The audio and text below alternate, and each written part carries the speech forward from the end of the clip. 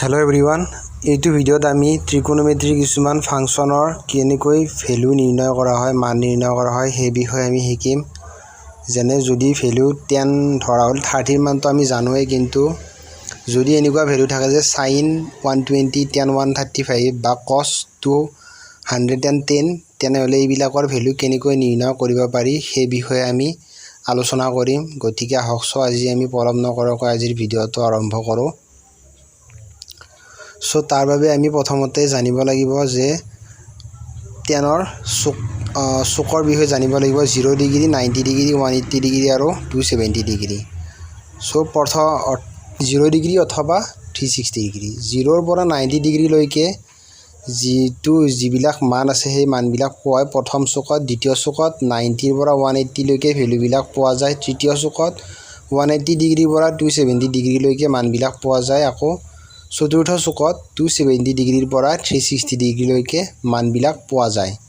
আকৌ প্ৰথম চুকত 0ৰ পৰা 90 ডিগ্ৰীলৈকে মানবিলাক পোৱা যায়। আৰু ইয়াত সকলোবিলাক ফাংচনৰ ত্ৰিকোণমিতিক ফাংচনৰ ভ্যালু পজিটিভ হয়। যেনে sin 30 থাকিলে হ'ব +1/2 আৰু tan 45 থাকিলে +1 হ'ব। অৰ্থাৎ সকলোবিলাক ত্ৰিকোণমিতিক ভ্যালুৰে মান পজিটিভত আহে। আকৌ দ্বিতীয় চুকত sin θ আৰু sin θ ৰেচিপ্ৰকেল cosec θ ৰ ভ্যালুবিলাক পজিটিভত আহিব, বাকীবিলাক ভ্যালু নিগেটিভ থাকিব। আকৌ তৃতীয় চুকত tan θ আৰু tan θ ৰেচিপ্ৰকেল cot θ ৰ ভ্যালু পজিটিভ থাকিব, বাকীবিলাক ত্ৰিকোণমিতিক ভ্যালু নিগেটিভ থাকিব। আৰু চতুৰ্থ চুকত ঠিক সেইদৰে cosec θ আৰু cosec θ ৰেচিপ্ৰকেল sec θ ৰ ভ্যালুবিলাক পজিটিভত থাকিব, বাকীবিলাক ত্ৰিকোণমিতিক ফাংচনৰ ভ্যালু নিগেটিভত আহিব। সো এনেদৰে এইটো এটা আমি ট্ৰিকৰ সহায়ত মনত ৰাখিব পাৰোঁ। Add sugar to coffee. এডৰ এৰ পৰা জানিব পাৰি যে সকলোবিলাক ভ্যালু এছৰ সুগাৰ এছ আৰু টিৰ tan θ, আকৌ কফিৰ চিৰ পৰা cos θ আৰু sec θ ৰ ভ্যালু পজিটিভত থাকিব চতুৰ্থ চুকত। অৰ্থাৎ ASTC এইটো ট্ৰিকৰ ভিতৰত আমি ভ্যালুবিলাক এনেকৈ মনত ৰাখিব পাৰোঁ।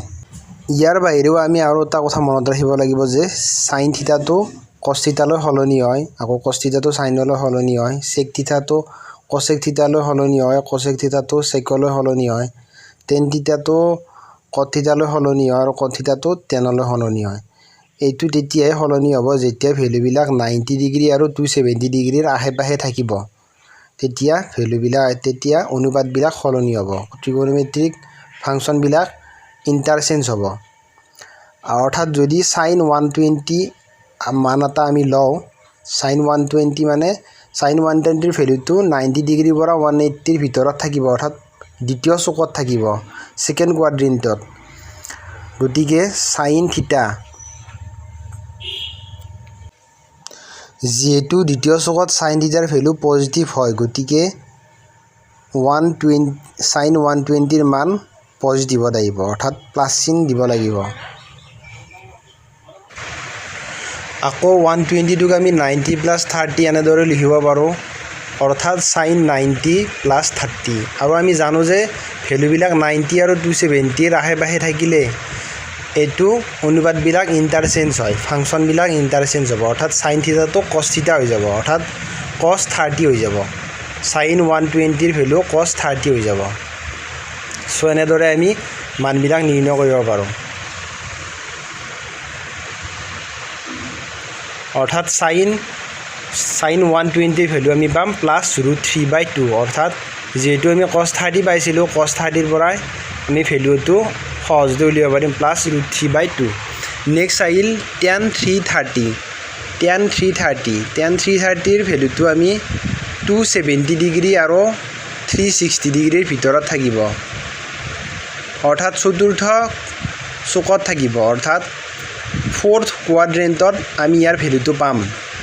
tan 330ৰ ভ্যালু tan 330 ডিগ্ৰী।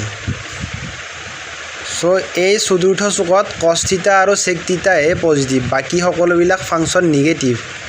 গতিকে tan 330ৰ ভ্যালুটো মাইনাছত আহিব, গতিকে আগত এটা মাইনাছ দিব লাগিব, তাৰপিছত 330টো আমি এনেকৈ লিখিব পাৰোঁ যে 360 মাইনাছ 30 অৰ্থাৎ ভেলুটো ইণ্টাৰচেঞ্জ নহয় tan 30 থাকি যাব অৰ্থাৎ tan 330ৰ ভেলু আমি পালোঁ মাইনাছ tan 30 ডিগ্ৰী এতিয়া tan 30ৰ ভেলুটো আমি সহজে উলিয়াব পাৰিম tan 30 মানে হ'ল মাইনাছ 1/√3 অৰ্থাৎ আমি ইয়াৰ ভেলুটো পালোঁ মাইনাছ 1/√3 এনেদৰে আমি ভেলুবিলাকৰ মান নিৰ্ণয় কৰিব পাৰোঁ ত্ৰিকোণমিতিৰ যদি আপোনালোকে আমাৰ ভিডিঅ'টো চাই ভাল লাগিল তেনেহ'লে লাইক শ্বেয়াৰ কৰিব আৰু আমাৰ চেনেলটো ছাবস্ক্ৰাইব কৰিব এনে ধৰণৰ ভিডিঅ' আৰু আগলৈ পাই থাকিবলৈ ধন্যবাদ